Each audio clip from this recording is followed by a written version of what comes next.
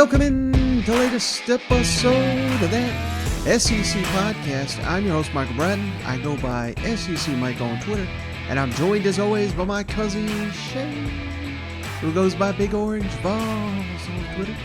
What are you up to, you big 4-0 Tennessee homer? Hey, buddy, what's going on? Hey, that sounds like a 4-0 beer, Shane. I'm going to open one with you. Come on now. Man, come on, baby. What a weekend of games. We got that monkey off our back, you know? Never any doubt. There was never any doubt. Oh, just kidding, Mike. There was a lot of doubt. With like 17 seconds, I was like, holy shit, are we about to lose the greatest game ever? Because honestly, if Florida pulled that one off, it would have been probably the greatest college football game to ever exist. I'm just telling you right now. We were on the verge of being on, I'm sure we have some Sports Center clips, but this is one of those that they would have been talking about for decades. Do you remember, where were you in 22 when Tennessee and Florida? It was that close. So epic ball game. And it's not the only one, man. We had a lot of great games. We had we're going to get to them, but we also have, Mike, I got to be honest with you. There's a couple of teams out there I feel terrible for the fan base because I've been there. I mean, I have been there, and we're gonna go around the league here in a second. You know exactly who you are if you're listening to this podcast. Please do not jump off the Henley Street Bridge, okay? It is not the end of the world, but man, this beer's for you guys. This ain't a celebration beer, kind of is, but this is more of I'm drinking one for you guys. I'm pouring one out for the Mizzous and the Arkansas out there. Yeah. Well, hey, we've got a lot to cover, Shane, so let's just get right into it. And I know you'd kill me if we didn't start with Tennessee beating the Florida Gators for the first time since 2016, a 5-game skid. Tennessee wins 38-33, but like you said, my God, it looked like a potential another heartbreak, and the best post I saw out there, Shane, you shared it with me. The guy with the shirt over his head with the PTSD Vietnam helicopters in the background. I'll share that on YouTube now, but that perfectly sums it up. I gotta be honest with you, Shane. I gave up on this game. Here's how I watch the games, just for the people.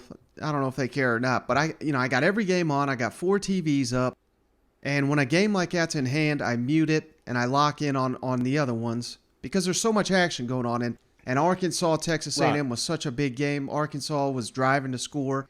And next thing I know, I look over and I'm, my God, Florida's got the ball. They're down 5. They're driving to win this damn ball game. So I had to go back and rewatch it. But, man, how much was your heart beating, Shane, when Florida got that onside? You know, Anthony Richardson was red hot in this ball game. All the Tennessee fans making fun of Anthony Richardson for the last week. Man, he almost could not be stopped, and it just felt like it was going to be another disaster, didn't it? Yeah. I mean, because, Mike, I just want one game, man. I want one Tennessee game that I'm not walking away defeated feeling. You know, it's like, don't get me wrong. I'm ecstatic that we beat the Florida Gators, but there was that moment. There was no enjoying that game, the fourth quarter, because it felt like we've been here. We've watched this movie before. And so, you know, there's 100,000 people in there. I'm going to tell you right now, about 92,000 of them knew exactly how this thing was going to end. It was going to be a train wreck. And how do I get out of here so quick? You know, that's exactly what we all thought in the back of our mind. And it was, you know, it's funny because I'm sitting there and I'm like, you know, well, I'm first off the 2-point conversion, which we'll get to, which is the dumbest move ever. But then after that, I'm calculating. I'm like, you know, we're up. What was the score is 38-21, so 17 points with less than 8 minutes remaining. Right, so we're 17 points, and we're like, and I'm watching. I was like, okay, yeah, they scored. You know, whatever. I mean, I get that was crazy. But then I'm like, you know, and I got PTSD trying to think. I don't even want to think about it because I feel like I'm in the underground now, and I'm like going back in time. I don't even want to talk about it. It's just put it this way, Mike. I just thought for a second, for about 2 minutes, that we're going to lose this thing, man. And I don't want to take away from the victory, but it was a great game. And honestly, whichever way it goes, you know, we're going to talk about an MVP. My MVP this week is going to be either one of these quarterbacks. If Tennessee wins, which they did, Hooker's my guy. But if Anthony Richardson won in the Florida Gators, I'm giving him the MVP awards because it was like 2 guys in the backyard playing football, you know, and it was like whoever has the ball last is going to win this thing. It was just a great game.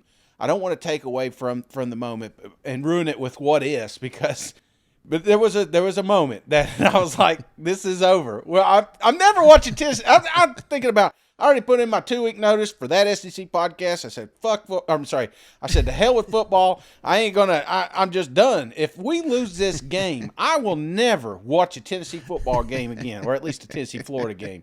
That's where I was, Mike. I mean, I was already putting on the GPS the nearest Lowe's so I could just walk around in misery, you know, and think to myself, how did we screw this one up? But we didn't. We got it. And so maybe it's a new leaf, maybe it's a new team, you know, but it's a feeling, I'll tell you this right now, that Tennessee fans aren't used to having. And for me, Shane, key to the game, I really thought Florida, they weren't perfect, but they were playing nearly the first perfect first half.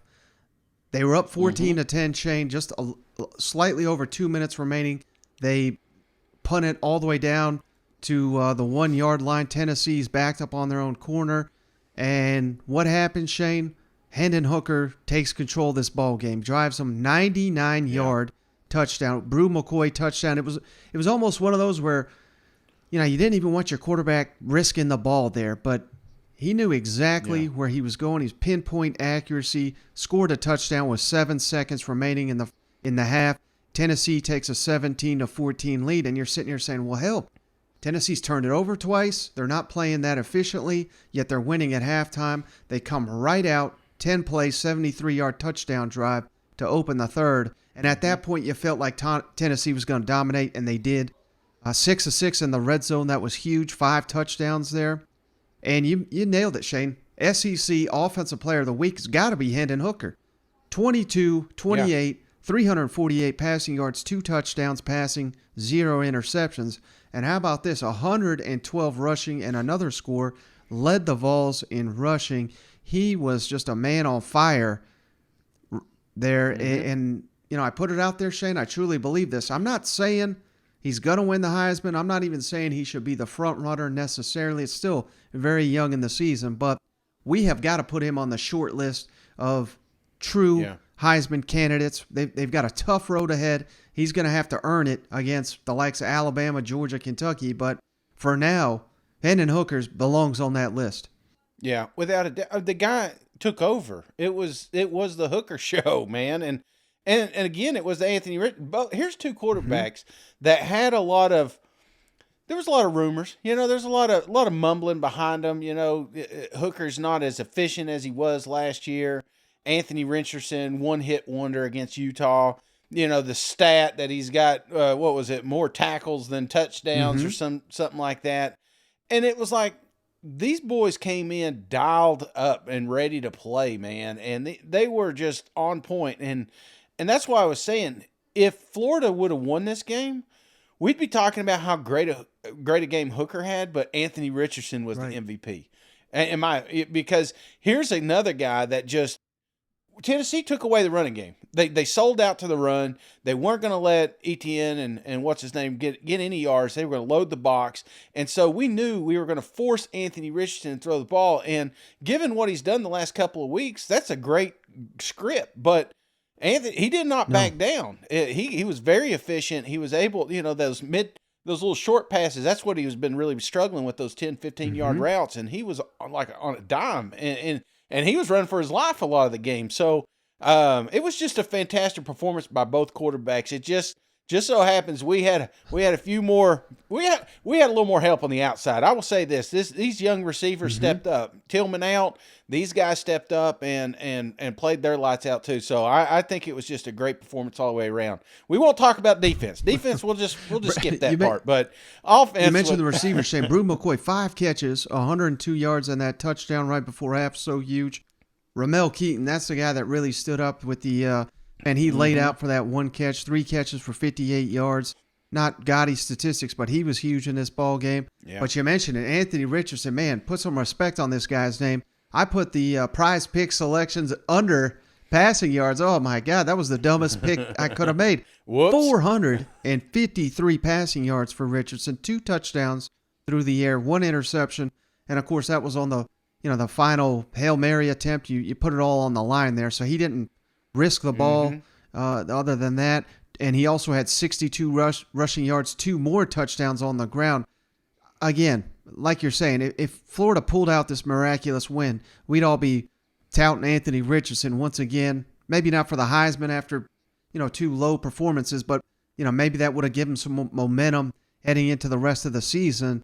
But now, Shane, and this is not on Billy Napier. I want to give this guy credit. I thought he called nearly a flawless game. Balls to the wall, had to be aggressive as hell. But after losing this game, Florida has now lost 10 of 12 SEC ball games. That is just a wild, wild statistic. And again, most of that's on Dan Mullen. So again, I'm not calling out Billy Napier for that. The only issue I take with him, and you mentioned it, Shane, down 11, score a touchdown, go for 2. Yeah. What in the hell is he thinking? I mean, being down 9 doesn't help you. You want to be down 10. Yeah, I'm watching it, and I'm in my head, I'm doing the math, and I'm like, what? I don't get it. Did he ever come out and explain why he did it? I mean, because that's a big deal. A field goal and a touchdown are 2 different things. I mean, they easily could. The way they were playing, there was a real shot they could have gotten field goal range and sent this thing to overtime. But I was scratching my head. At first I was upset that they scored a touchdown. But then excited we got the 2-point. Then I got to think, I was like, why the hell did they run a 2-point conversion? It don't make sense to me. So if it don't make sense to me, you know what I'm saying? So but they got these charts. That's one thing we got on old Lyle Jones back in the day. These charts. I mean, what chart is telling you to go for 2 in that situation? Yeah, the only thing I could think of, I've seen some people explain it this way, Shane. If they get it there, they're down 9.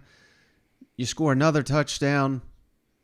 You kick the extra point, then you get a field goal, you win it instead of tying the ball game. But it's illogical to go for 2 the first time around. It shutters the momentum. And had they kicked the extra point, had they kicked the next extra point, there at the end when they're throwing a Hail Mary, they could be kicking a field goal to force overtime. I mean, it just made no sense. So I don't know. I think that's one Billy Napier's going to have to live with, but maybe his mindset, Shane, was just, ultra aggressive. We're going for the win. We're not playing for the tie to force overtime because we'll lose in an atmosphere like that. That's the only issue I got with Billy Napier. And, Florida is not a program. Moral victories not in their DNA. But I come away from that, Shane, if I'm a Florida fan, saying we had a team that was picked to lose that game. I don't know if Tennessee has a vastly better roster. They obviously have a little bit deeper of a roster, but I think Billy Napier looked at it and said, this is our method to winning the ball game, and he nearly pulled it off when I think a lot of other coaches would have come up short when the defense has given up touchdowns left and right. I mean, there was a stretch there, Shane. Tennessee scored 4 touchdowns on 4 drives. They never punted in the ball game. The only reason they didn't score is because they fumbled twice. And they went for it there at the end of the game to try to kill the clock and came up a little short, but not a punt. I mean, they didn't even need a punter on Saturday. And, man, all of a sudden, Tennessee already looking like a legitimate team, but the polls are out. I know we don't care too much about them, but they're in the top 10. You got to feel great if you're a Tennessee Vol, 4-0, going into the bye week. You know what? First time 4-0 since 2016, man, and it's not like I said, it's not a sensation Volunteer fans get to enjoy too much. So I'm ecstatic. Obviously, there was some mistakes in this game on both sides of the ball, especially on the defense side. A lot of blown coverages, the Florida Gators. And you mentioned that one stat earlier about the SEC teams. Again, I feel like it's a little bit more deceiving. This program is not going down the same path that it was. I think this is a team that bounced back, tough defeat with Kentucky, tough fought ball game with South Florida. And a lot of people are counting them out at that point. This is a program that's got a lot of fight in them. They're going to win a lot of games. And if they can get some depth, man, keep some people healthy, Florida's going to be all right, man. Because again, you've got that X factor back there at quarterback that can win games, and he almost won this one. And I love the fact after the game, Shane, Josh Heupel credits, the fans, the atmosphere, the resiliency of his team, and I really love the fact that someone asked him about just how wild of an atmosphere it was, and he He didn't say it was wild at all. That's how it's supposed to be up there on Rocky Top. Hey, man, what a great night on campus in Rocky Top, man. Like, fan base, unbelievable energy. Knew it would be that way, man, but it even surpassed my expectations. Vol Walk was unlike anything I've ever seen as a college football player or college coach, man, and the energy inside the stadium was electric. You guys are a huge part of this win tonight. Appreciate everything that you guys have done here as we've tried to build this program. Really excited for our players, just the growth that they've shown, the ability to compete no matter what the score was, no matter what was going on in the football game, just resilient and fierce competitors, and where we've grown in the time that I've been here. Just really proud of our players. There's a whole lot that we can do a whole lot better, but the goal for us is to find a way to win each Saturday that we're on the field and be the best football team, and we were able to do that tonight, and great game, man. So it was fun having a lot of VFLs back too, man. We had a lot of former players back. It's great to have guys, I mean, from all eras too, the 80s, the 90s, 2000s, 2010s. It's important that we have those guys around. I appreciate those guys making the trip and being a part of this tonight. Josh, after a week of build-up and obviously today, not a real typical game day for you guys, what is it like, what does it mean for this program to win a game?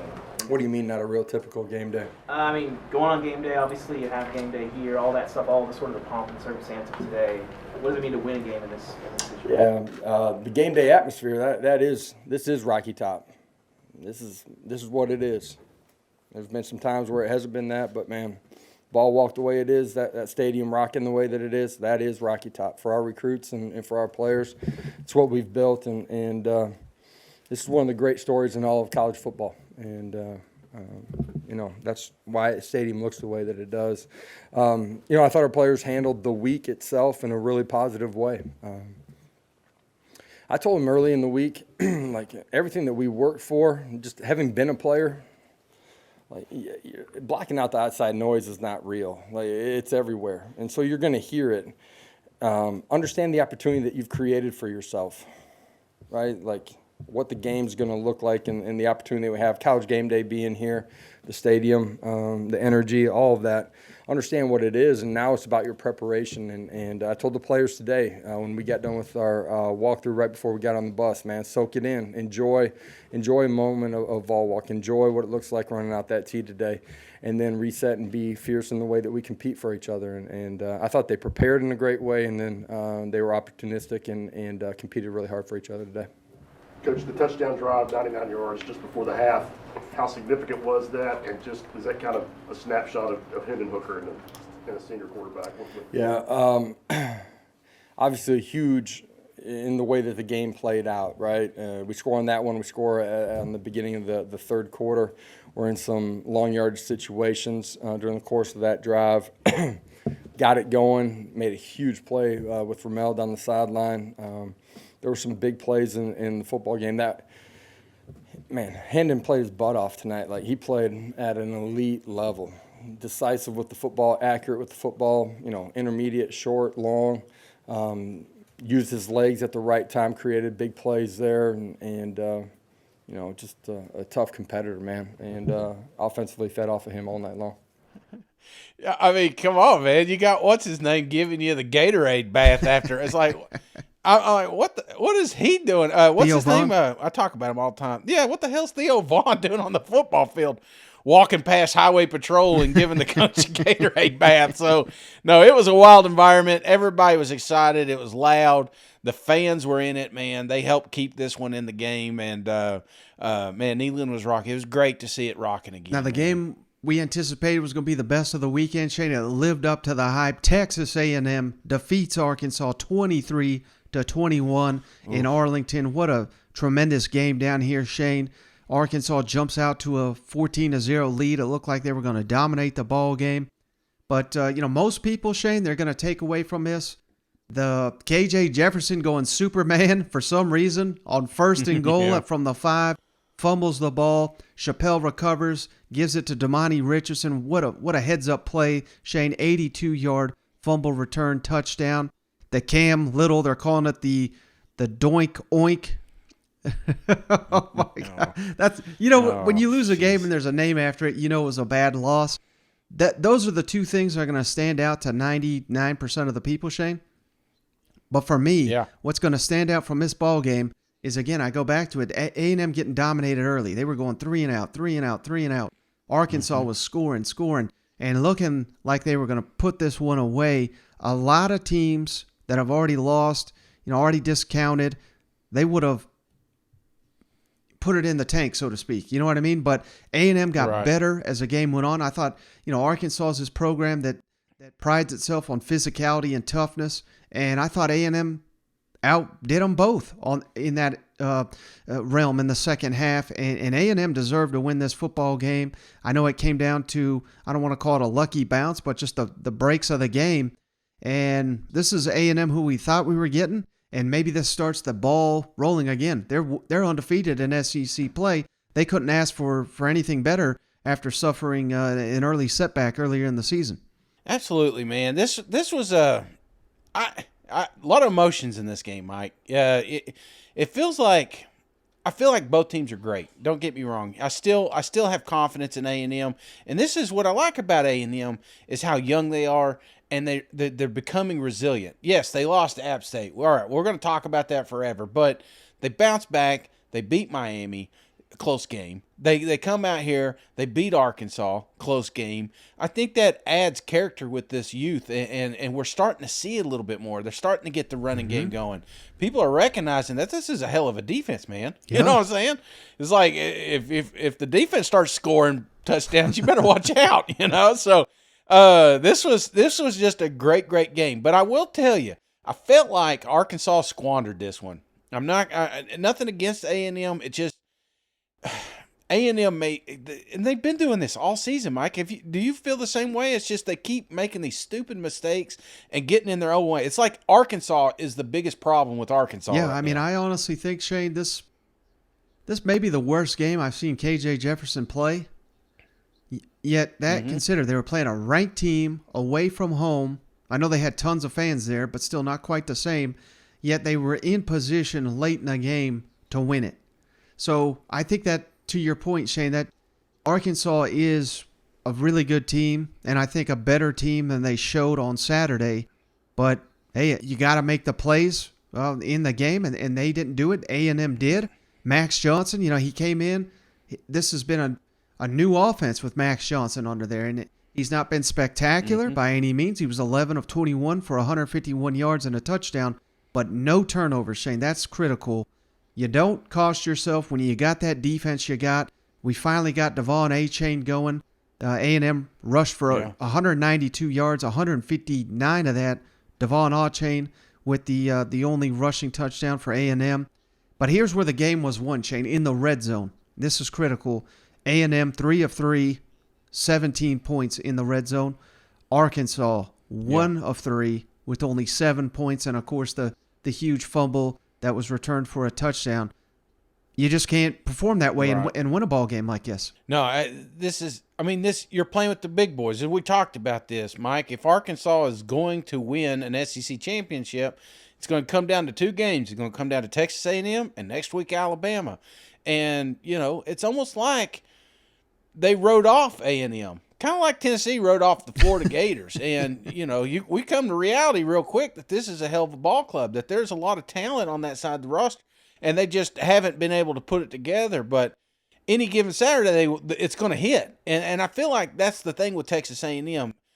We're not patient because we have high expectations with the Aggies, but that patience is starting to pay off because it's not pretty, but they're getting wins. I'll take ugly wins all day long, and if it takes a missed field goal down there in Jerry's World, I'll do it. By the way, are we petitioning playing this game at damn Dallas Stadium? I mean, I know we talk about it, but it isn't fair. It's not fair for either one of these teams. This should be a home and a home. I would love to see this down in College Station. I would love to see it up there in Arkansas. I just feel like it's being robbed by sitting down there in Jerry's World. And I know he's probably paying a shit ton of money, but so are these fans when they buy that gear. So are these fans when they buy these tickets. I just feel like it's disservice being down there. It's a joke, in my opinion. It's the only one that does that at somebody else's. I mean, I get the Florida-Georgia game and all that stuff, but I'm just saying, I don't know. Even then, I don't know. I don't like them. I just think it should be home and Right, home. and to your point, Shane, again, I don't want to get too ahead of ourselves, but next year's schedule. So obviously, I think next year may be the last year they're doing it, but they're playing in Arlington again, right? Arkansas is designated as the home team. So because of that, they have a home game on September 16th, and then between then and November 11th, they have one home game. I mean, just imagine if you're a ticket holder for Arkansas. You're saying, we go 2 damn months and we got one home game, and it's no disrespect, but it's Mississippi State. You know, when you get your season tickets, that's a hell of a matchup, Arkansas, Mississippi State. But that's not one you circle and say, oh, God, we're hosting Bama, we're hosting Georgia, we're hosting LSU. You know, it's just awful for the fans, I think. It's not fair for the fans. It should be 50-50, and you get half the games at home, half the games away. They got to sit down. I know there's a lot of money at play here, but man, Arkansas's got a lot of boosters. Right. You know, it's not just one, and I don't know. I just don't think it's fair, and it's not fair. I know they've been talking about the recruiting. It's one of the things Kirby Smart was talking about with these neutral site games and hosting recruits, but up to this point, they've not been able to down here. So there's another home game that they can't have recruits, and they can't enjoy that environment. I mean, that environment, when you talk to some of these recruits that were at that Tennessee-Florida game, they're blown away by the sound and the energy of that crowd. Not saying you're not creating that in Texas, but it's a neutral. It's 50-50 almost, 60-40, you know. There's no real crowd noise, you know. So I just think they're missing the boat, and it's taken away from the fan experience. So I think it's garbage. And I don't know if it's true, Mike, but you sent me over that thing about the goalpost. Is that true? Did you fact check that? Because I believed you, but then I was like, well, I don't know if that's true or not. And obviously NFL stadiums, different goalposts, they're 5 feet higher. So they go up 35 feet. In college, they only have to go up 30. So if this game was played in Razorback Stadium, it would have went over the goalpost. They'd still be undefeated. They'd still be undefeated. Well, perhaps. It still would have been a judgment call whether it was good or not, would not have doinked. Again, if it goes directly over, that is to be ruled no good. But these refs, Shane, we've seen them make many, many mistakes, but that's just another reason for Arkansas to hate playing this damn game in Arlington. You know what? Well, that's why sometimes my camera's blurry, because my eyes are so bad I can't see if I'm blurry. I just think it's natural. And then I send the tape over, and Mike's like, yeah, you're out of focus again, but your microphone looks great. So I don't even know if that's happening right now. But I want to ask you, Mike, I got to ask you. You've been touting up them Razorbacks for a long, long time, and I've been seeing them coming at you online. Coming away from this ball game, what's your thought on Arkansas right now? Are you still high on them, as high as you've been? Do you really think they got a good shot to beat Alabama, or do you think that they're not there yet, or that Texas A&M's better than you gave them credit for? I'm devil's advocate, Mike. You know, I'm sitting there on the Twitters and I'm seeing all the comments. I just wanted to give you a second to address the Arkansas fandom situation. You know, I mean, I still think Arkansas is one of the best teams. I think I've got them number 5 in the SEC, ahead of unranked Kentucky, ahead of unranked Ole Miss.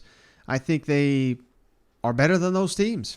And again, I think if they played a little bit better, they probably win this game against A&M. But a lot of ifs and buts, and what matters is the final score, and they didn't get it done. And again, I thought they did not play up to their potential. I thought that they got out-physicaled.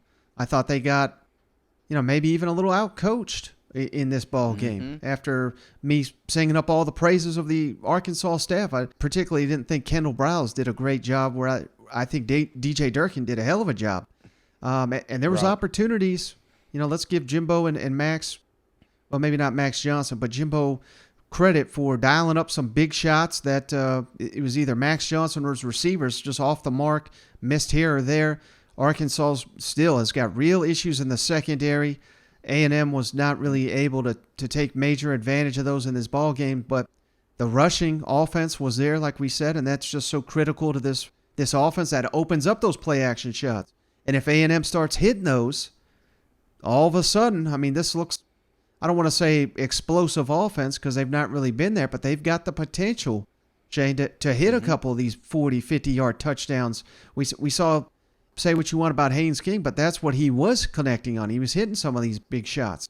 And if Max Johnson can get those, again, yeah, Texas A&M, very, very dangerous. But no, I ain't selling my stock in Arkansas. Are you kidding me? This is the SEC West, brother. I mean, I don't know if anybody's going to go through it undefeated based on what we've seen. Yeah, I mean, Alabama, let's crown them. But, hell, they nearly lost to Texas. I don't know if you saw, Shane, Texas turned around and lost to Texas Tech over the weekend. I mean, Texas is no juggernaut by any means. And still, you have to consider Alabama the favorite. But isn't it funny how you do that? I'm watching this Miami MTSU game or whatever, and I'm just like, well, damn, maybe Texas A&M ain't that good, you know? And unfortunately, I tweeted that very same thing, Shane, and that the Aggies took exception to that. But how is that not a natural thing? Because they got their ass kicked by MTSU. I know. And that was A&M's best game to this point. So I'm sitting here saying, my God, is A&M worth the shit? But here's the thing, Shane. I forgot to even mention this. I wrote this down. I want to give A&M credit. Again, this goes back to what I was saying. They were struggling. They opened the game with 4 consecutive 3-and-outs. And you're sitting here saying, my God, is A&M horrible? They never had another 3-and-out. And then Aggie defense, which we've been touting up. I don't know if they're listening, but hell, we've been saying this is an elite defense. They gave up 2 touchdowns in 3 possessions. And you're sitting here saying, oh my God, Arkansas about to carve them up. They allowed 1 touchdown over the final 8 drives. So, again, A&M made the adjustments. They got tougher. They got better. And that's why they're moving on 1-0 in SEC play. I was just hoping you could comment on Devon's game tonight and the play of the offensive line, especially in run blocking. We did. We're getting better in the run blocking. We're getting better in the reads. Max did a good job of getting out of the right plays, checking a lot of those plays were checked, and he got it there. And Devon's Devon. That's who he is. That's all. How'd he play? That's Devon. Second row. That's all you got to say. Travis. What changed in the third quarter? You guys came out and really took over the game, went down and scored, and then got a 3-and-out. And then looked got another like drive, night and down, day. drove again, then drove again. It was this thing called execution. Relaxing, not having the nerves, and the same calls, the same plays. We just executed them. You know what I mean? And that's what it got. I know that sounds crazy. I mean, well, that's what it is. It's relaxing and doing your job. It's that simple. I know there is no magical formula. There is no magical formula. Why you do it, why you don't do it. You just got to relax and do it at the beginning and all the way through. It's that simple. Coach will go back. On that play, I know during the week, one of the points of emphasis was ball security after last week. How frustrating was it that happened, considering the emphasis throughout the week? Well, I'll say this. If kids did everything you coached them, you'd be 15-0 and undefeated, and it's human. They're human. I mean, certainly that was one of our emphasis. We had 6 of them, and from the week before, and he wanted to score, and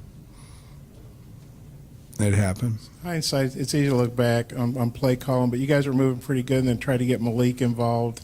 That didn't turn out too well, and then looked like Hazelwood was going to try to do the double pass. Yeah. What do you think of those play calls, and do you kind of, in retrospect, I you didn't wish? like the ones when we tried to run stretch and we lost a yard too.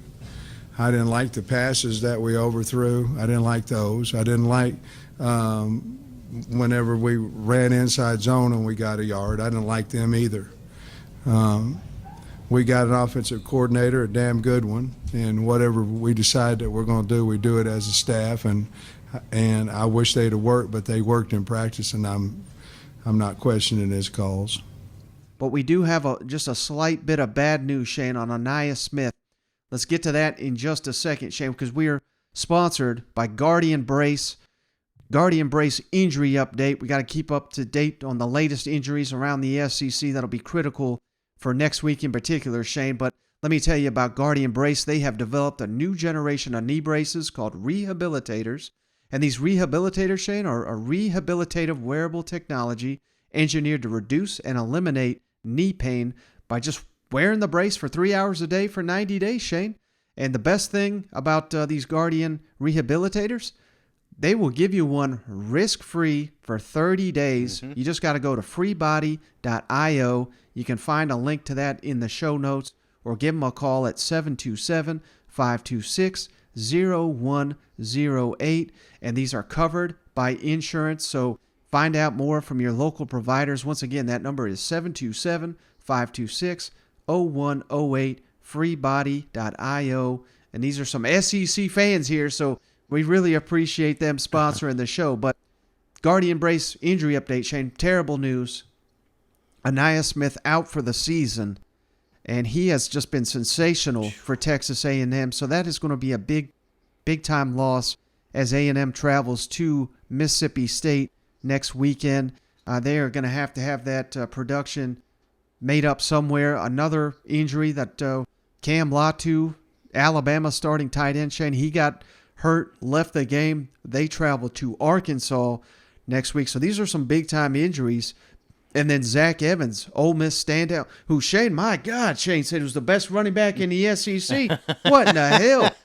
Zach Evans, Shane might be right. He got hurt this week against Tulsa, and he did not return. Kiffin, all he would say was he did not return due to a medical issue. So they host Kentucky. Those are 3 big injuries. And, of course, Cedric Tillman, Shane, just a little inside info. I'm not even 100% sure. He obviously missed the Florida game. They got a bye week, and then they play LSU. Based on what I'm hearing, I don't know if he's going to be good to go even for LSU. And I think he's going to be limited the following week against Alabama. So just something to keep in the back of your mind. I think Tennessee's really going to have to use this bye week to adjust to get those two get the offense going for those two matchups, so to speak. But all right, Shane, I know you've been dying to talk about this ball game. Auburn 17, Missouri 14 in overtime. Oh boy. I had to drink just to watch this game. You know what? Oh, Mike, yes. I think there's only one. When I think a group of people that want to keep Brian Harsin employed, I think of his family, one. And then I think the team of the Missouri Tigers here, because I'm watching this. I told Mike, we're texting back and forth during this game, and I'm like, Mike, I told you this was going to happen. I told you it's going to happen back in May. They're going to lose to Missouri, and then Brian's going to get fired, and then it's over, and it's, all this turmoil. And I'm watching it, and Mike, and I look like Nostradamus, man. I'm like, look here, the big thicker kicker coming up. Doesn't need to warm up, don't need to warm up. They're talking about that. And I'm like, well, damn, maybe you should have warmed up a little bit, I'm saying, Well, hey, let me set that scene, Shane, because there's a full chain of events, and I'll just, all you really missed in this. And before you get to that, if you don't want to watch this game, that's okay. But watch the last 4 minutes in overtime. That's all you need to see. Don't watch the other trash that was in the beginning of it. Well, Auburn did. Right. They came right out, scored 14 points. You're thinking, my God, they're just going to run all over them. How about this stat here, Shane? Auburn came out and rushed for 71 yards in the first quarter. They finished the game with 82. Oh, God. Tate Bigsby, Shane, had 62 rushing yards. Yeah. No, excuse me. 62 rushing yards after contact. He finished with 44. So he's getting blown up in the backfield. I mean, those two stats, that's basically all you need to know. But right before halftime, Shane, Auburn kicking a field goal. Missouri jumps offside. Kicker misses it. They get an extra opportunity.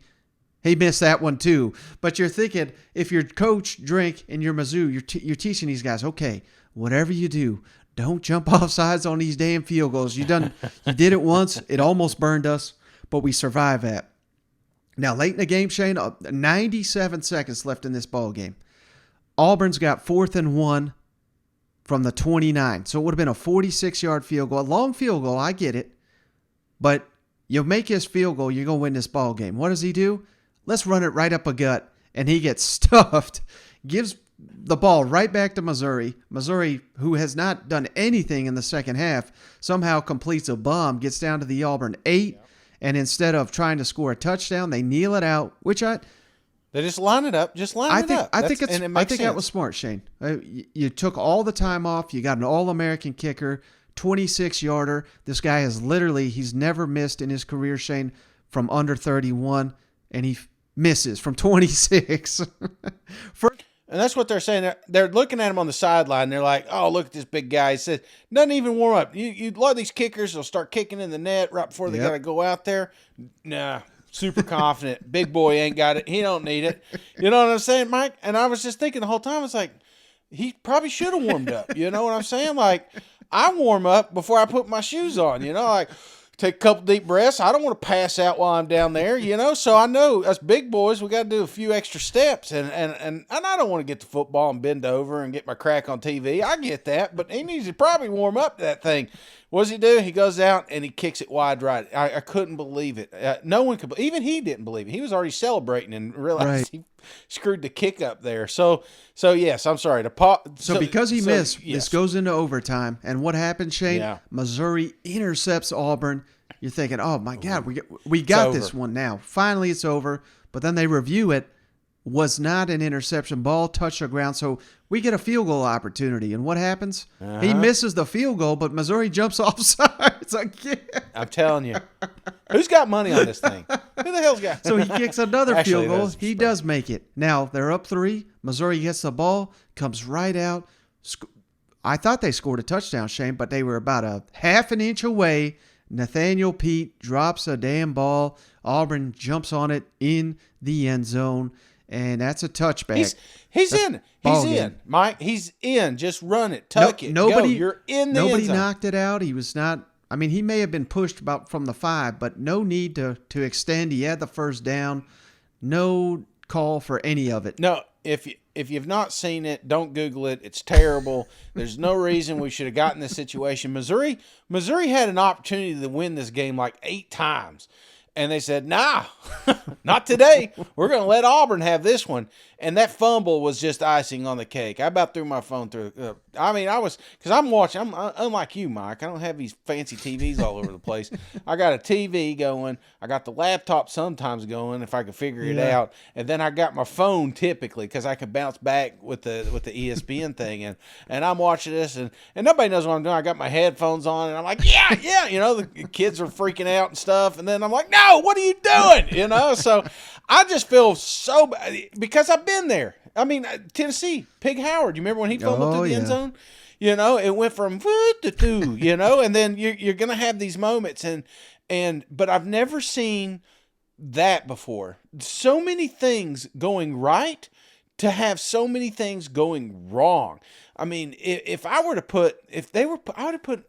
put my kid up, but I would have said at least a couple mortgage payments that kicker is going to make that, you know, I mean, we've touted him and he's perfect with it. You know, it's just like, there's no way he's going to miss this extra point, you know? And then they did. So I hate it for Mizzou. I really do. You know, we try to stay positive for him, but there's nothing to be positive about right now because that you're just going to have to suffer through this one, guys. Just hang in. I thought the one of the funniest things, Shane, that I saw all weekend. I apologize. I'd give you credit if I was looking at the tweet here, but somebody tweeted Cousin Shane, a Missouri fan, says, "Congrats, Cousin Shane, on the win. We used to have your head coach as offensive coordinator back when we cared about football." I thought that was the funniest thing. Oh, man. Could you imagine if they had the Heupel offense? Oh, my gosh. With Luther? How many catches he have? There is one thing I want to give a shout-out, Shane. I know, hey, not a lot of highlights here, but Defensive Player of the Week, in my opinion, Derek Hall, Auburn defensive lineman.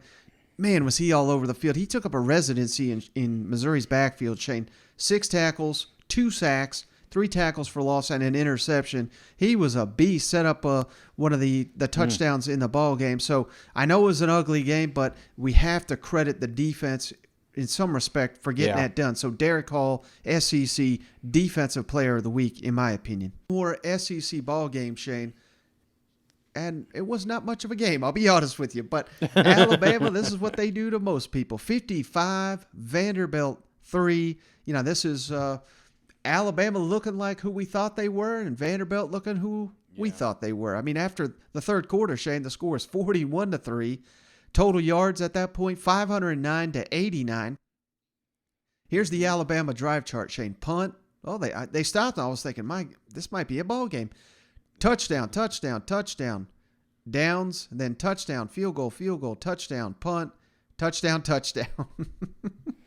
Jeez Louise, Mike. You know, you're giving the defensive MVP to Auburn there, but I almost want to give it to Alabama. And I know it's a toss-out game. It's one that you'll never talk about again the rest of your life. No one's ever going to talk about 2022 Right. Alabama and Vanderbilt.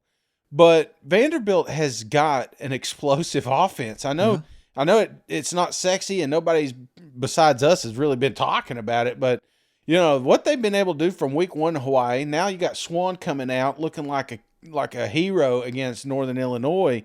You know, I thought for sure they would get some movement against Alabama, but kudos to the Crimson Tide for stepping up and just completely shutting down. I mean, it was like a blanket, man, like a wet, heavy blanket out there, and Vanderbilt could not get anything going. Right. So, and this is an Alabama team that's been kind of loose on that side of the ball, not giving up a lot, but you know, it's like a bend not break mentality. These guys were not bending at all Saturday. Right. Vanderbilt had 12 possessions, Shane. They had 10 punts, including the final 9 possessions of the game. They had to punt. So, hey, you're right there. Alabama's defense stood the challenge big time.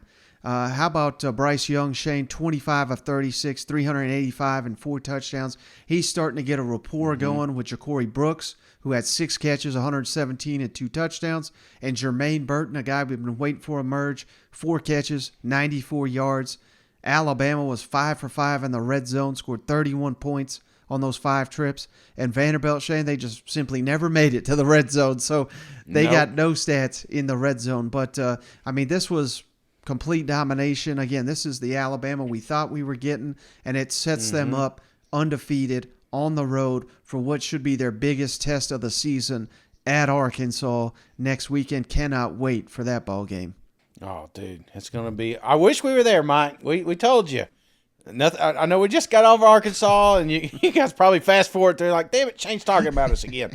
But we were hoping that we'd be at this ball game, but, man, it's still going to be a great one. We'll talk about it, of course, later in the week. How about this one, though, Shane? Man, I guess everybody is capable of a letdown. Georgia, 39, Kent State, 22. And, that sounds a little lopsided, but you know what I think happened, Shane? Georgia came right out. Anybody that missed it, second play of the game, Brock Bowers, super freak over here, 75-yard rushing touchdown on the second play of the game. And it was almost like Georgia, I would imagine, just based on what we've seen from Kirby in his program, he keeps those guys locked in. But when you score a 75-yard touchdown on the second play, you're like, okay, this team's a joke, right? Because from there on out, I mean, Georgia didn't look bad, but they looked about half asleep during this ball game. Ladd McConkey, he had his worst game I've ever seen. Muff punt led to a Kent State field goal. He had alligator arms on what would be a would-be touchdown that came up short. Kent State breaking out the fake punt. This is 2 weeks in a row. Georgia gave up a fake punt here. Georgia did block a Kent State punt. But one thing was concerning, Shane. I mean, Kent State broke out what looked to me like exactly a play out of the Josh Heupel playbook, where it was just a screen to a receiver there on the numbers. Goes 56 yards, basically untouched for a touchdown, all yards after the catch.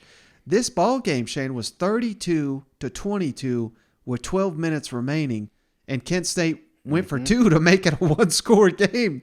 Now they didn't get it, but like I said, this was Georgia. I don't want to say getting tested, because at no point were they going to lose this game, but this was Georgia kind of for the first time playing down to the level of the competition. Stetson Bennett, 27 of 36 for 272 yards, no touchdowns through the air, his first interception of the season. But let me ask you this, Shane, because like I said, we got super freak Brock Bowers over here. He led the team in rushing with 77 yards, 2 touchdowns. Is he getting enough hype for the Heisman Trophy, Brock Bowers? No, I really don't think so. Not right now. It's tough because we gotta see it against. I mean, Kent State, don't get me wrong, it's a beautiful game. South Carolina, great game. But these aren't teams that are going to be competing for any type of championships this year. Right. You know, what does he do against Tennessee? What does he do against Florida? You know, what does he do? You know, I think there's going to be plenty of opportunities where you're going to say, oh, or even Kentucky, it's another one. You know, those bigger games, that's when I want to see him take over and consider him for a Heisman, because at that position, and I'm calling it like it is, Mike, it's a quarterback. I mean, Heisman is a quarterback trophy. I mean, we had one receiver, we've had a couple of running backs, but typically it's going to be a quarterback. And so you really have got to keep this alive. You got to keep doing this every single week, and that means against SEC foes. So I think this puts him on the short list, like you were talking about Hooker earlier. Right. But we're still going to need some big key games, in my opinion. Well, my only thing is, I'm sorry. Or are you going to continue on that? Yeah, well, I mean, I do agree with you. You know, quarterback's going to win it 9 times out of 10. But if it's not the quarterback and Georgia is the best, you know, I don't want to – let's not jump ahead because we're not the podcast that's, you know, Georgia's just going to roll through everybody. Hell, they play like they did on Saturday. They could lose to Kentucky. They could lose to Tennessee. They could lose to an Alabama in an SEC championship game. But if they do run through everybody, that maybe they give the Heisman to just the best overall player, which certainly – looks like Brock Bowers. And again, if Stetson Bennett, he needs to be in that conversation as well. But hell, maybe they both go. We've seen that before for a couple elite teams. You know what? Yeah, they may steal from each other too. Right. Oh, 1 second, Mark. My camera died. Any concern from you? Maybe I don't know if that's what you were going to talk about, but any concern that they're messing around with Kent State? Dude, we may go no camera here. I'm sorry, man. My batteries are shot. All right, we're going to audio, which is good. I can relax. Take my shirt off now. Just kidding. But I do want to ask you, Mike, seriously, is this news? Is this Kent State game, is it news, or is it just a program that just didn't really put all you know, because sometimes you do this, and I'm not saying they went out partying the night before or anything like that, but you read your clippings, you overlook a team. There's always those, you know, that can always happen. And Georgia has been really good about not overlooking any matchup that they've had up to this point. Right. But I feel like they got caught this week. So is this news? Because it was sloppy. There was a lot of unusual turnovers for the Georgia Bulldogs. Right. Is this something that we're going to see again, you think, or do you think this is something they correct this week? You know, it's interesting. I think he could swing it either way, to be honest with you, Shane. If I'm a fan of another team in the SEC, I suddenly say, well, hell, Georgia is human. They can let down just like we've seen so many teams do this college. We're 4 weeks in, Shane. This has been a wacky college football season, and I think that's just going to continue. So I think that gives a little hope to the rest of the SEC. These Kentucky fans that think they got a shot to win the East. These Tennessee fans that think they got a shot at the East. I think a game like this gives you hope. Now, listening to Kirby after the game, I thought he was going to be fire and brimstone. He was pretty damn happy, Shane. And I'll tell you why. Because if I'm a Bulldog fan, this is the message I'm preaching. I think Kirby looks at this and says, thank you. Thank you for my team letting down and slacking a little bit, looking ahead, because clearly, you know, we were laughing. They could have won this game by 100 before it happened, and they truly could have. But you look past an opponent, this is what can happen. And I'm sure that's what Kirby's going to use this game for. Say, hell, you look past this joke of a team, and they competed with us. Look, just imagine what could happen. We look past Kentucky. If we look past Tennessee. If we look past, you know, next team on the schedule. We have got to play up to a standard, and if we fail to do so, even at home, you know, this joke of a team can test us. So I think this is the best damn thing Kirby could have asked for right here is to get his team locked in and saying, if we don't play up to our standard, anybody can play with us, even a freaking Kent State. You know what I mean? Yeah, look at you, positive Mike. I like it. You're usually not a glass half full kind of guy, so I'm digging this positive outlook, Mike. Let's see what happens when Tennessee starts out 4-0. Mike just gets it pleasant to be around, you know. Well, speaking about pleasant to be around, Shea, Kentucky win again. One of the 5 teams remaining in the SEC undefeated beats Northern Illinois 31-23. Sloppy game, but I'll tell you who wasn't sloppy, Shane. Will Levis, 18-26, 303 yards, 4 touchdowns, 0 interceptions. And I did some digging, Shane. This is the best stat I found of the week, and I'm giving Will Levis clutch player of the week. 10 of 10 on third downs for 237 yards and 3 touchdowns. My goodness. Kentucky, they were 10 of 16 on third down with an average of 6.5 yards to go. So that's a long way to go. Will Levis knocked it out of the park. He is really getting a rapport. You know, I downplayed the addition of Tavion Robinson. I was like, no way he's the next Wandale. 7 catches, 147 yards, 2 touchdowns. He has been insane. The freshman, Berrien Brown, 4 catches, 102, with 2 touchdowns of his own. Man, it is weird and wild, Shane.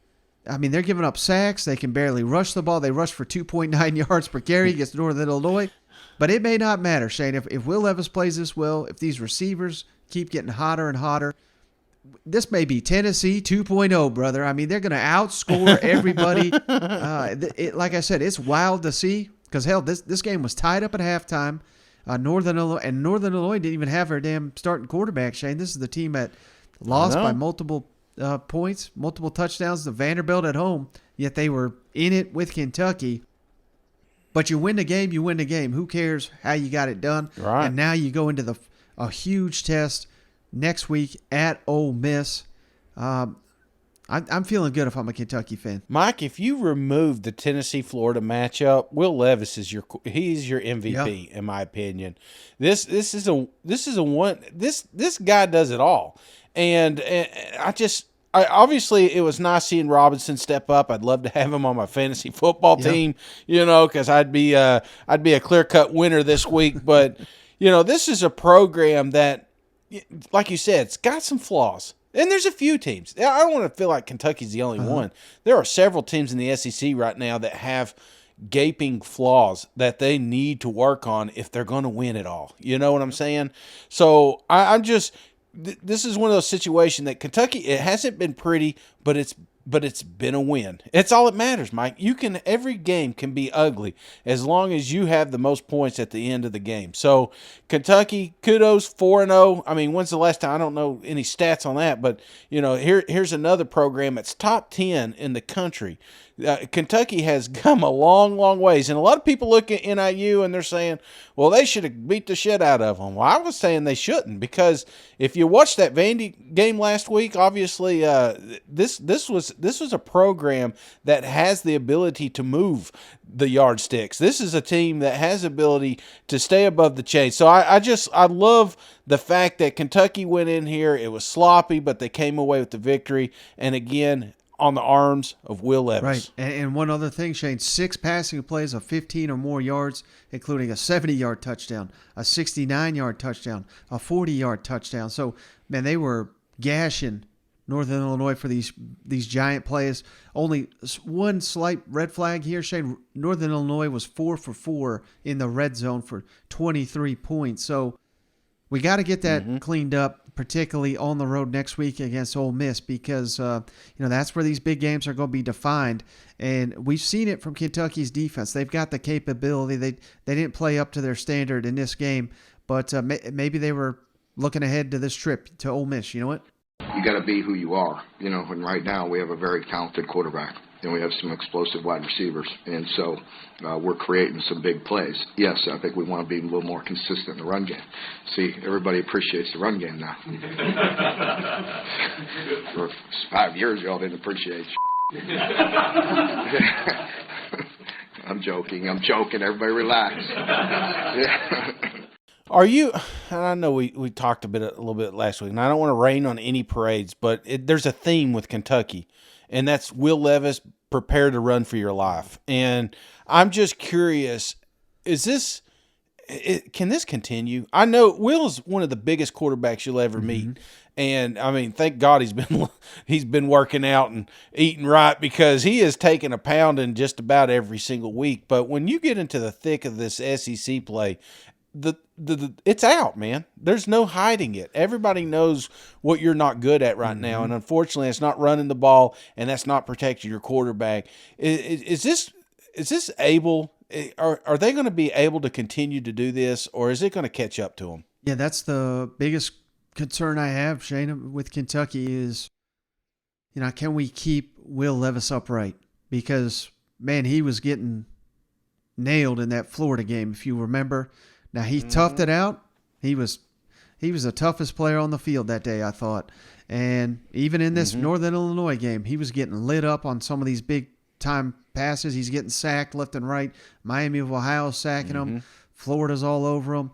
It's just week in, week out. He's getting destroyed, and they're needing him to run the ball too, because they don't have much of a running game. So, no, to answer your question, I'm concerned that this is not going to be able to be sustainable. But they do get Chris Rodriguez back, so that's the feather in their cap. But they have got to clean up this issue, because Tennessee, Georgia.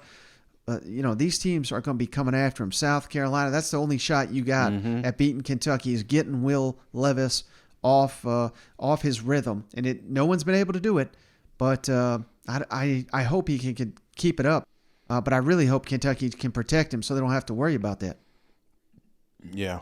Okay. And the team that's going to be trying to get him off rhythm, Ole Miss, they beat Tulsa 35-27. This was a weird and wild game, Shane.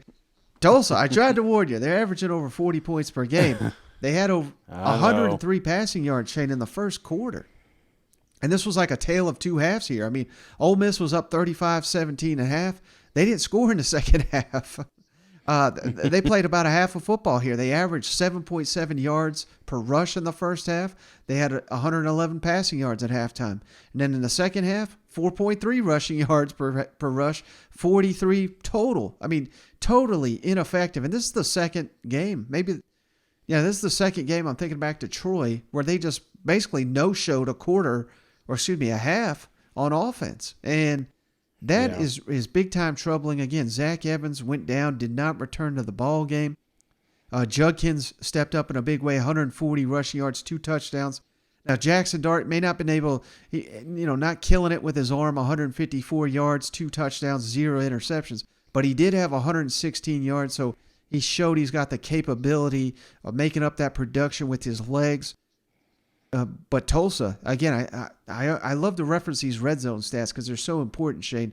Tulsa was 5 for 5 in the red zone, scored 27 red zone points. So next week, we may have two of the struggling red zone defenses going head-to-head when it's Ole Miss and Kentucky. These two may have a field day down there, and the game's going to be decided on who can get stops in the red zone, because I think from what we know of Ole Miss and what we know of Kentucky, they're going to be able to move the ball on one another. But when the field condenses, plays are always tougher to be made down there. I got to believe that Kentucky's got the edge at quarterback. But I think Ole Miss clearly's got the edge in the running game. So, man, we are headed for one epic showdown next week. Well, Mike, on that note, again, we talked about this a little bit in the offseason. Going Troy, Central Arkansas, Georgia Tech, now Tulsa. Is there any part of you feeling like that may be a little bit of fool's gold? Absolutely, 100%. Okay. That's what I'm saying. Everybody's looking 4-0, and they're moving quickly up the AP polls. Right. But again, have they really been tested? And I'm not convinced that Georgia Tech. Don't get me wrong, 42-0 is a great outing, but Georgia Tech, is lost every game, I think, except for one. Right. So I'm not convinced right now that Ole Miss is.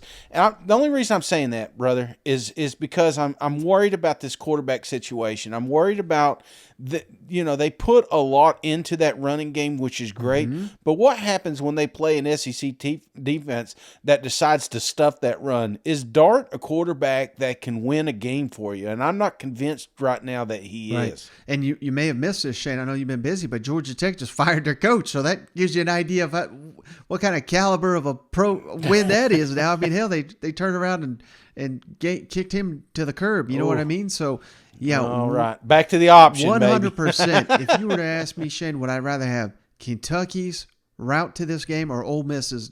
100 out of 100. I'm taking Kentucky. They've been to the swamp. And hell, we got Lane Kiffin. I'll play his comments here in just a second. But he basically he did call out the crowd, but someone asked him, what'd you think of today's great crowd? And he's like, did you see? Were you at the game? I mean, this was not an atmosphere. He said, we got to give fans a reason to show up. But Coach, obviously you made it a issue this week about getting the fans out there. Talk about how well you were excited about the fans out there today. Were you at the game? Yes. Okay. I must have been in a different one. So, is what it is. I didn't think looking around it was very full, and obviously at half, but, the students left too. So, when you don't score in the second half of the game, I'm not really up here to, try to motivate the fans. But I got to do a better job motivating our players, and we do that and keep this longest win string since 1947 or something. Kyle told me at home. Keep that going, then maybe they'll be here next week. I think he was a little perturbed here, Shane. I mean, Ole Miss got the longest win streak in like 50 years at home, and yet fans are not showing up. I mean, my God, do you want this guy to leave? Are you not happy with winning every damn game at home? You have got to sell out this place. They're striping it out for Kentucky. It has got to be an environment, because I have to think, I know they're both undefeated, and we'll get to the point spread here in a moment, Shane, but I got to think Kentucky is favored to win this game, given the fact that they've been to the swamp. So the swamp is going to be that swamp they jumped into week 2 is a hell of a lot tougher environment than what they're going to be walking to on Saturday in Oxford. So the team has got to make a difference, and I don't know if they're capable of doing it yet, but I sure as hell would never count out Lane Kiffin to have a perfect game plan for such a big game. You know what? Oh, yeah. It's going to be a good one, man. But like you said, the fans have got to be there. Now, how about this one, Shane? Speaking of fans, man, credit the Gamecocks, Shane. They sold it out for Charlotte, and they got a show here. 56-20, the Gamecocks won. But this was 20-14 at halftime, brother, and people were hitting the panic button. Charlotte was 7 of 8 on third down in the first half. Credit South Carolina for making the adjustments. They won the second half 36-6. Gamecocks did not punt, Shane. Here's their drive chart. Field goal, touchdown, touchdown, field goal, touchdown, touchdown, touchdown, touchdown, interception, fumble, touchdown. So, I mean, their offense took over, and the key to the game, they forced 3 turnovers late in it. In the second half, they got 21 points off those turnovers. But here, my breakout player, and this may be unfair because we've been talking this guy up for 3 damn years, but Marshawn Lloyd, my God, Shane, 15 carries, 169 yards, 3 touchdowns. I think if people were not aware of how great he has been this year, they are aware now. So he's my breakout player of the year. We've been calling for South Carolina to get back to the ground game. They dominated it here, 7 of 8 in the red zone, 42 points scored in the red zone, and that's why you come away with a big, big win that you desperately needed if you were Shane Beamer and company. Well, it's funny you gave him the award because I was thinking about calling the poor man MVP. It's not a game. It's not a game that you really dialed up unless you're just a diehard Gamecock fan. Nobody was watching this thing, brother. But you missed one. Marshawn Lloyd, I mean, you can look at the stat line and talk about how great he was, but dude, the man put on a click and had one of the greatest runs I've ever seen in my entire life. South Carolina has the ability to they've put some impressive running backs in the league. This is another one of those guys, and it's just good to see him finally get the opportunity, and not to mention the offensive line, thank God, giving him a little space and room to move. So I thought there was some good things here. And hell, you put 56 on the board. You do that every week, Mike, you're going to win a lot of games. I may have cheated a little to give Marshawn an award, but sue me. You know what? Yeah, he needs it. He deserves it. Like I said, it's not a sexy team he did it against, but that shouldn't take away from what he did during this game. He was that offense, and I just this is one of those kids that just given the opportunity, he's going to do some special things. So I just love that he had the breakout game here. Now, Shane, LSU defends the home turf, wins 38-0 over New Mexico, and I realize New Mexico not a great opponent, but this is a complete performance. This is what we've been searching for them LSU Tigers, and all of a sudden we're sitting here, we're 3-1, we're a extra point away from potentially being 4-0 in Brian Kelly's first season. Jaden Daniels, very, very efficient, 24 of 29, 279 yards. But here's the big key, Shane. Remember, we couldn't rush the ball. Now we rushed for 219, 4 touchdowns, over 5 yards per carry. And like I said, a complete performance. New Mexico, Shane, had 10 possessions. 7 of them were 3 and outs. That's incredible. And only 2 possessions, they had a first down. So just completely dominated New Mexico. If you're an LSU fan, this is what you demand from your program when these, I don't want to even call them a cupcake because they're not, this is FBS ball club, but you made them look like a cupcake. Business as usual. March on to Auburn next week, setting up a big-time matchup here with 2 3-1 programs. Absolutely, and I loved how balanced this game was. A lot of the games this week, it felt like it came down to 1 or 2 individuals. Yep. This was a total team effort, and LSU continues to do that. They're gonna win games, brother. This is a team that you and I were kind of out on coming into the season, and now we're reevaluating. Believe it or not, man, I was kind of hoping they'd lose a couple of games so I could get some cheap tickets when the Tennessee Vols play them down there, but it doesn't look like we're going to get any cheap tickets after all. So I think you're happy if you're an LSU fan, and most importantly, that defense. This is LSU defense, Mike. Yeah. 0 points. This is what you want to see. This is what we grew up watching. So big win for them Tigers. And last one, Shane, Mississippi State takes control, beats Bowling Green 45-14. And this game was not even as close as that final score indicates. It was 31-7 at halftime. This is what we had to see from Will Rogers. Bounce back from his subpar performance there against LSU. 38 of 49, 406 yards. Prize Picks hits again. 6 touchdowns, 0 interceptions. Here's the MSU drive chart, Shane. Touchdown, touchdown, field goal, punt, touchdown, touchdown, touchdown, punt, touchdown, punt, punt.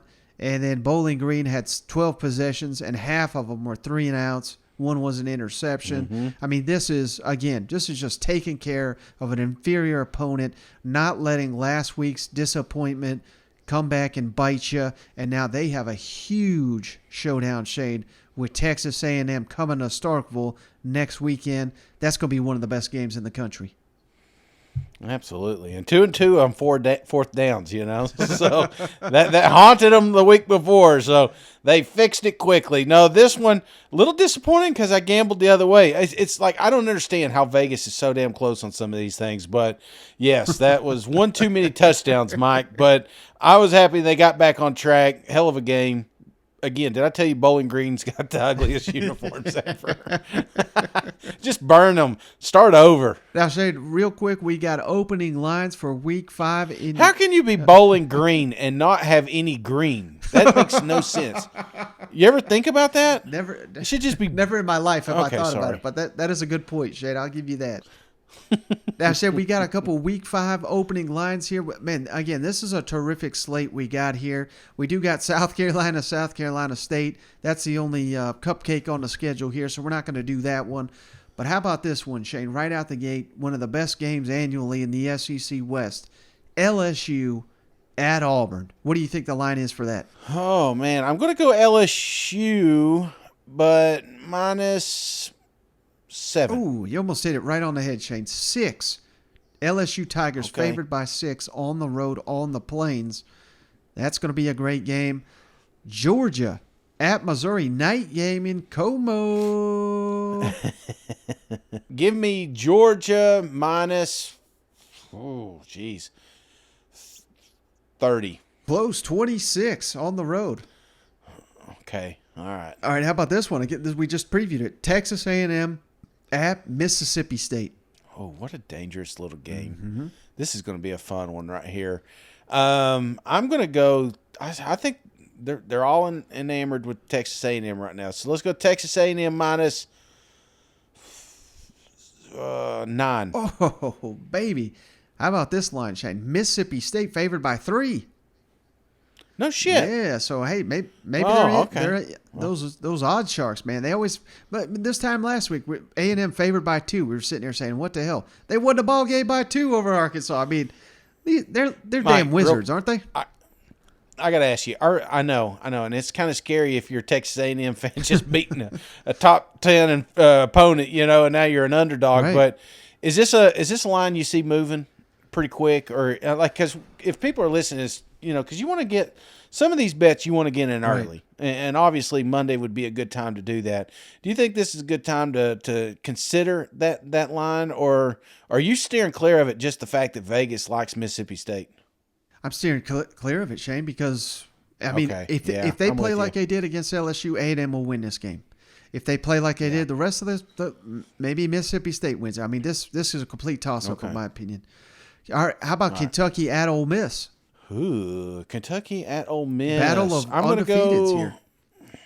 Yeah, I'm gonna go at Ole Miss. So I'm gonna give Ole Miss the edge here, minus 4. Oh, nailed it. That's exactly what it is. Okay. And then Nice. the game I really do think this could be game of the week, Shane.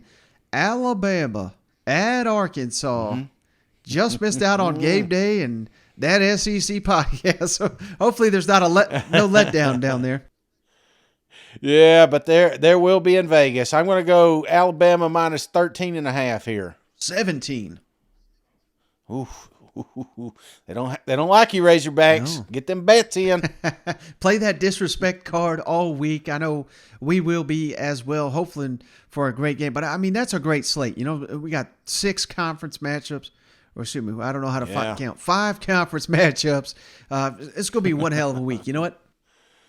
No, it will be, brother. And this is what I like. We're kind of filtering out, those cupcake games, and we're starting to get to see some SEC on SEC, and that always makes for great football. I mean, look this weekend, Mike. 3 of the best games, all SEC. You got Tennessee and Florida, nail biter at the end. You got Arkansas, Texas, nail biter. You got Mizzou, Auburn, nail biter.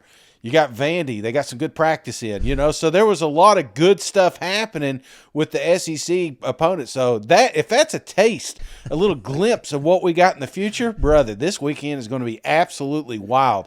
And guess what? My Vols can't lose this week, so it's a win-win. I think that's a perfect place to end it. Shane, I appreciate you. As always, appreciate each and every one of you for checking us out. Stay with us all week. We'll be breaking these games down every single day, and we'll catch you on the next one.